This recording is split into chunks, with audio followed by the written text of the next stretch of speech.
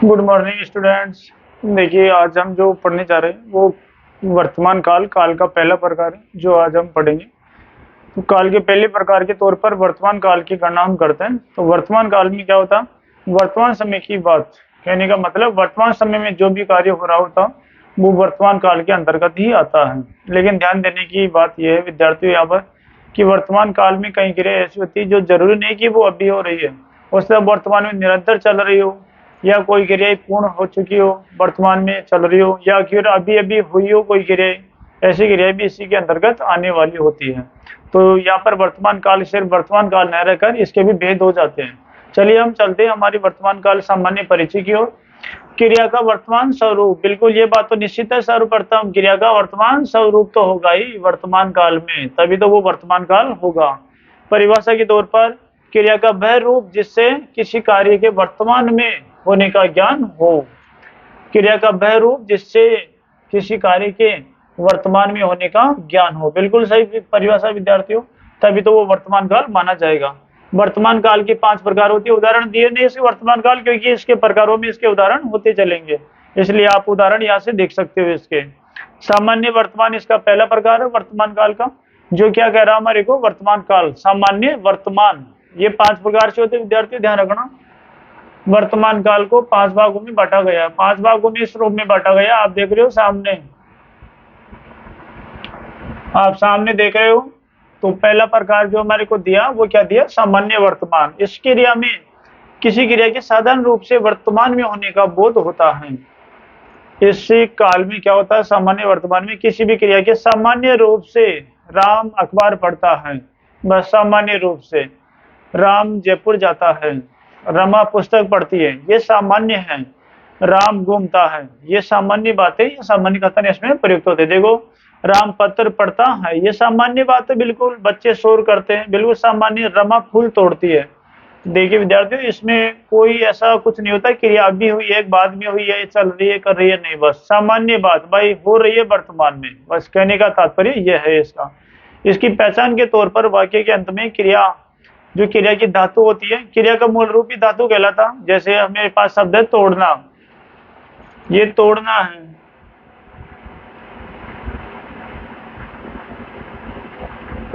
ये वाक्य के अनुसार बदल जाएगा, रमा फूल तोड़ती है, ठीक है ना, ये तोड़ती शब्द बन जाएगा यहाँ पर, ये तोड़ती बन गया। ये तो क्रिया है, तोड़ती हमारे पास क्या है, क्रिया, तोड़ने की क्रिया हो रही है। इस क्रिया का मूल रूप,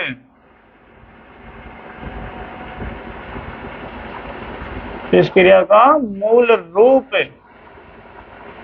धातु कहलाता विद्यार्थियों, इस बात का ध्यान रखना।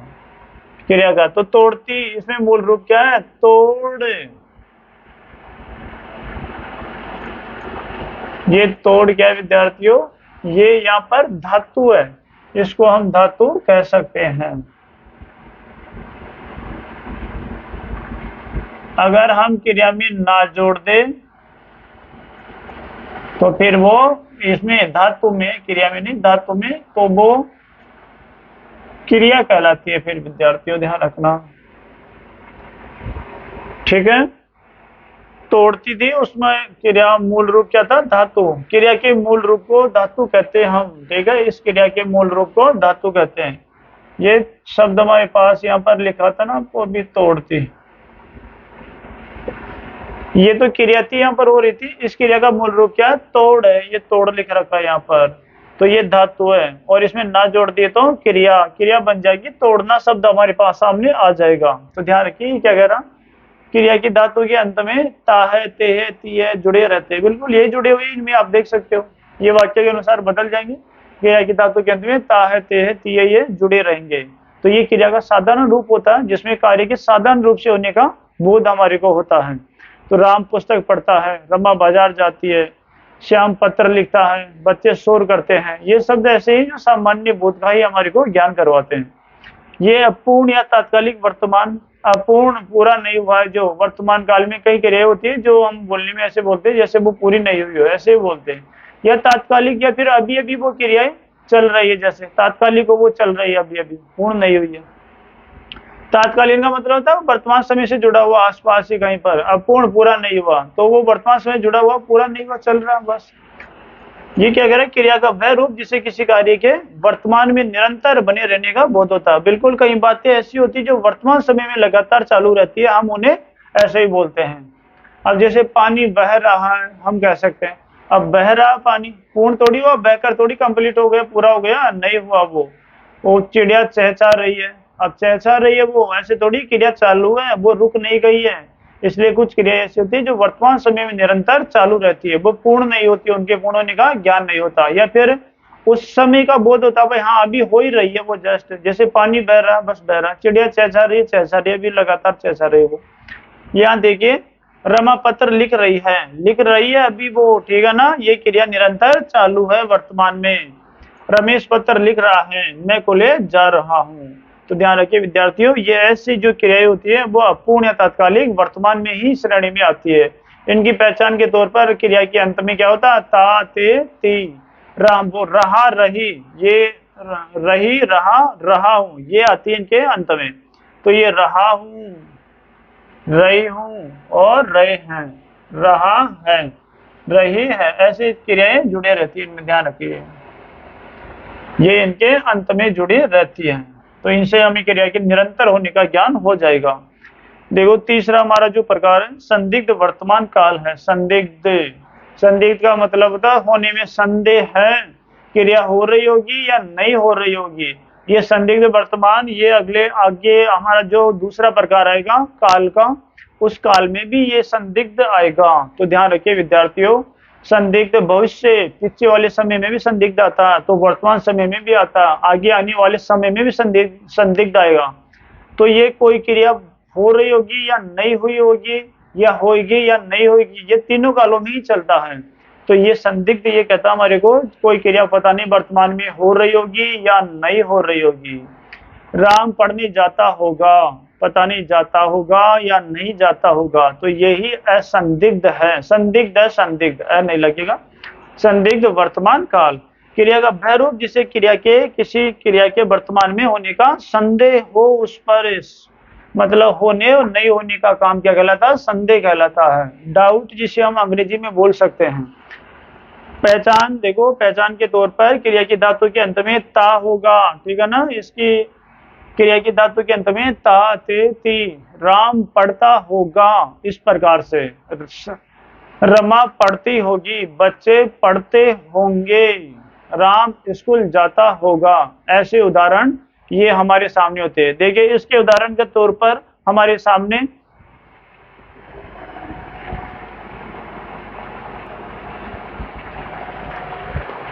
तो इसका उदाहरण था हमारे पास, महेश पत्र लिखता होगा, मतलब संदिग्ध वर्तमान काल।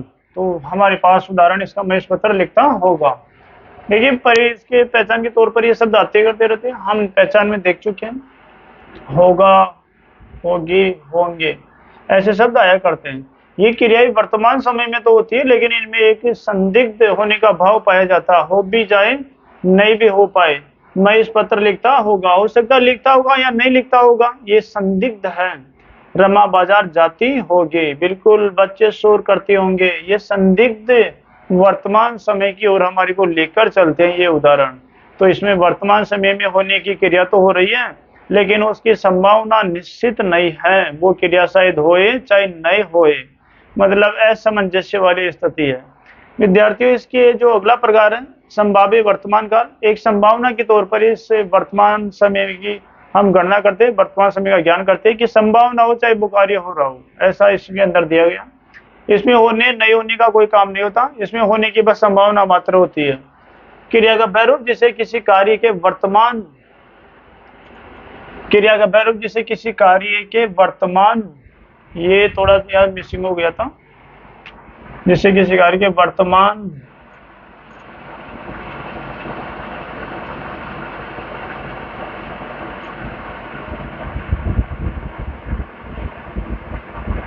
वर्तमान में होने की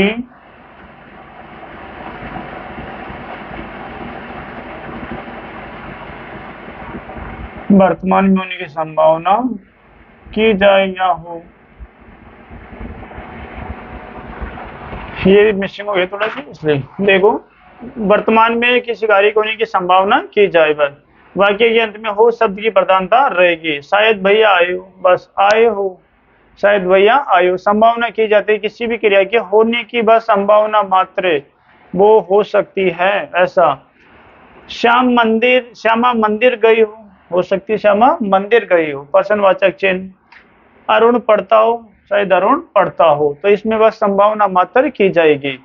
आगे देखिए अज्ञार्थक वर्तमान। कुछ वाक्य ऐसे होते हैं, कुछ क्रियाएं ऐसी होती हैं जो आज्ञा देने के भाव को प्रकट करती है और वो वर्तमान समय की क्रियाएं होती है। उनसे पता चलता है वो क्रिया वर्तमान समय में होने के लिए कही गई है या हो रही है।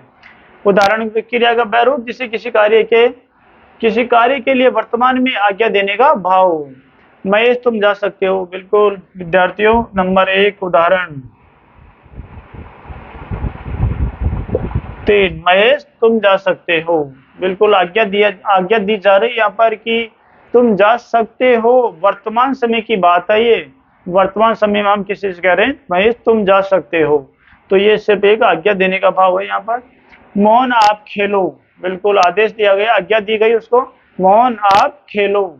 रवीना तुम मंदिर जाओ, ये इनको आज्ञा दी गई है, कार्य करने के लिए कहा गया है, जो वर्तमान समय की ओर हमारे को संकेत करते हैं। तो इस प्रकार से विद्यार्थियों ये हमारे पास वर्तमान समय के जो 5 वेद थे, इन 5 वेदों के आधार पर हम वर्तमान समय की गणना करते हैं और इनके जो उदाहरण है वो वर्तमान समय में गिने जाते हैं। लेकिन थोड़ा फर्क हो जाता है, क्रिया शायद आसपास हो रही हो, वर्तमान में चल रही हो, संभावना व्यक्त की गई हो या संदिग्ध हो ये चाहे नहीं हो वगैरह, या फिर आज्ञा देने की क्रिया हो गई हो उसमें, ऐसी कई बातें जो होती है उसी के आधार पर ये 5 प्रकार में इनको हम बांट देते हैं।